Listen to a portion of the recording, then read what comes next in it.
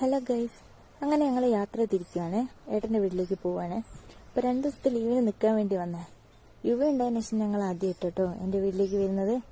അപ്പോൾ എല്ലാവരോടും യാത്ര പറയാം, മാമനോടും മാമീനോടും അമ്മമ്മമാരോടൊക്കെ യാത്ര വന്ന് ഞങ്ങൾ നേരെ ഇറങ്ങിട്ടോ. ഇത്തവണ അപ്പൂനെയും കൂടെ കൂട്ടി. അങ്ങനെ എന്ത് പെട്ടെന്നല്ലേ 2 ദിവസം പോയത് അറിഞ്ഞതേയില്ല. പോന്നേക്ക് 1-2 കഥയൊക്കെ പറഞ്ഞ് അപ്പൂനെ ഞങ്ങൾ മാമൻ്റെ വീട്ടിലിറക്കിട്ടോ.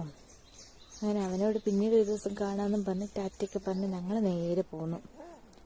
നല്ല ടൗണിലേക്ക് എത്തുന്നതും ചൂട് കൂടുതലായിരുന്നു കേട്ടോ. അങ്ങനെ ഏട്ടൻ്റെ നാട്ടിലെത്തി. അവിടെ എത്തിയപ്പോൾ തന്നെ 11:30-11:45. അപ്പോഴത്തേക്കും നല്ല വിശപ്പുണ്ടായിരുന്നു. അപ്പോൾ ചെറുതായിട്ട് തണുത്ത് എന്തെങ്കിലും കഴിച്ചാലോ ചോദിച്ചു ഞങ്ങൾ നേരെ കൂൾബാറിൽ കയറി.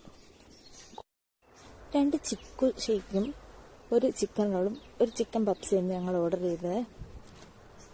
അങ്ങനെ ചിക്കൻ റോളും ചിക്കൻ പപ്സും ഒക്കെ വന്നു. പുറകെ ചിക്കു ഷേക്കും വന്നു. പറയാതിരിക്കണേ, ഷേക്ക് അടിപൊളിയാണ്. പക്ഷെ പപ്സും ചിക്കൻ റോളും അത്ര പോരാ. നല്ല വിശപ്പുള്ളതുകൊണ്ട് അത് വേഗം കഴിച്ച് ഞങ്ങൾ നേരെ വീട്ടിലേക്ക് പോന്നു.